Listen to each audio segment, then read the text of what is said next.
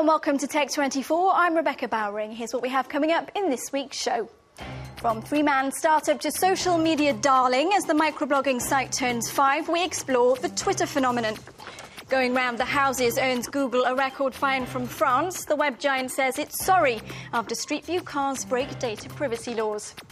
And our tech expert, Eric Olander, is in the studio to talk to us about browsers. Firefox 4 browser is now here. 5 million downloads in 24 hours. We'll tell you if it's worth it. But first, let's head to the Twitter sphere, and the world's most popular microblogging website has just turned 5 years old. Named after the chirping of birds, Twitter lets users post messages of up to 140 characters, known as tweets, on their profile pages, and other users can then subscribe to those tweets using the follower function. It's a very simple concept, but it's one that's held its own against the giants such as Facebook and LinkedIn.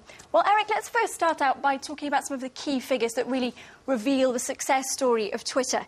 It all began on the 21st of March 2006 with a tweet that was sent by co-founder Jack Dorsey. He said, "Just setting up my Twitter, TWTTR as it was known in those days, and it was very unreliable, almost unusable, but all of that has really changed. 210 million web users posting around 140 million tweets every day. That's a cool billion every single week. And also, as we can see, the number of employees has rocketed from 8 in January 2008 to 400 now. So some pretty astronomical figures for us to chew over.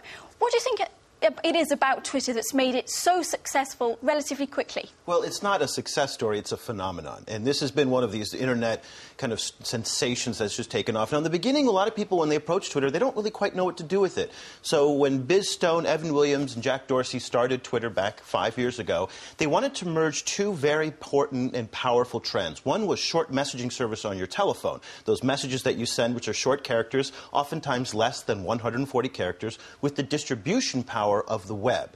And in the beginning, it took a little bit to take off because a lot of people got to Twitter and didn't know what to do with it. Now, in the 5 years, we're doing 1 billion a week. People have definitely figured out what to do with it.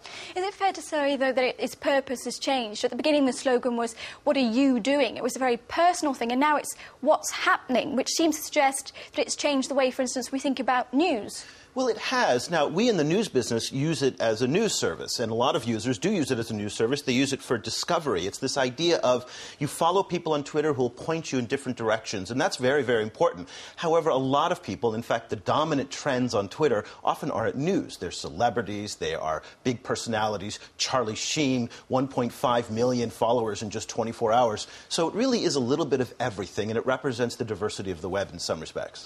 Let's take a look on that note at the 5 most followed celebrities in the world. They are in this order: Lady Gaga, Justin Bieber, Britney Spears, Barack Obama and Kim Kardashian. So as you say, celebrities play a huge part. Is it because this is like a PR machine? In a way, it's a way of making their fans feel that they're close to the celebrities? Simplifying it to a PR machine is probably oversimplifying it.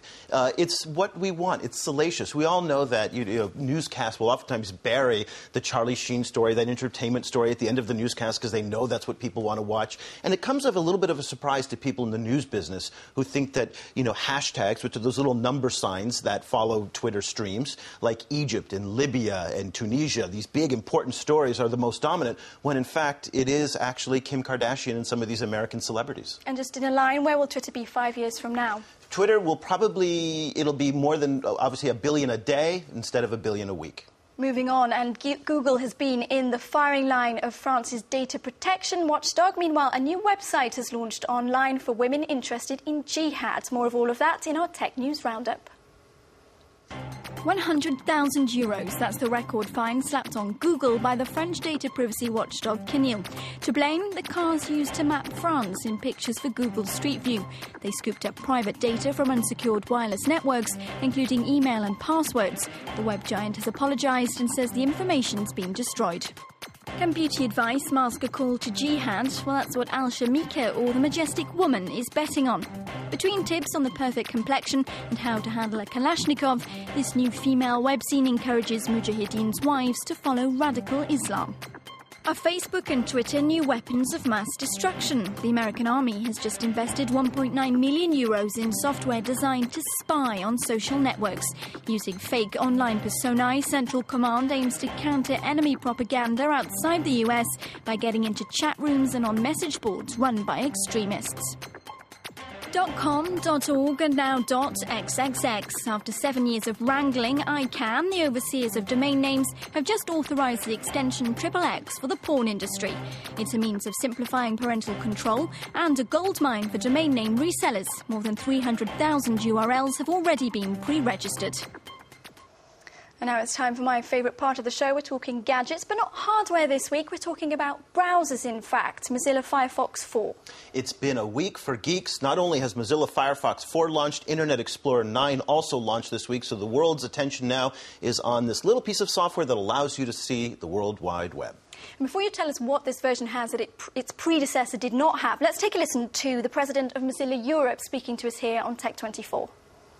Firefox 4 is about to be released really soon, hopefully this month in March. You will notice when you install it, first, very significant performance improvements, that's for one. Also a new user interface with more room, more real estate for the content itself. Also advanced feature for managing tons of tabs. If you have dozens of tabs open, we have a feature called Panorama that you organize these tabs all together. And also web apps. We spend a lot of time in the browser these days, not only browsing the web, I mean jumping from one page to the other, but also spending some time using web applications inside the browser. And so we have dedicated space for these web apps.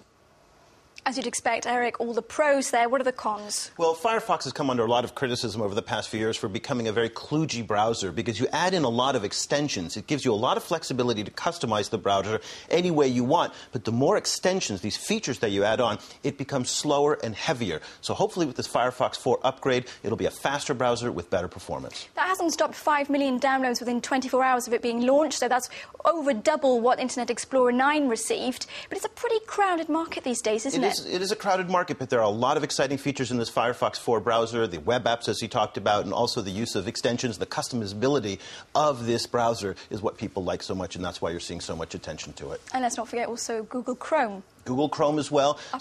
Up and coming, Safari, Opera, Google Chrome, Internet Explorer, and now Firefox 4. Many thanks for your guide to browsers, Eric Oland, and for all your expertise. That brings us just about to the end of this edition of Tech24. Thanks to you for being with us. Don't forget to go to our website where you can see this show and many others, www.france24.com.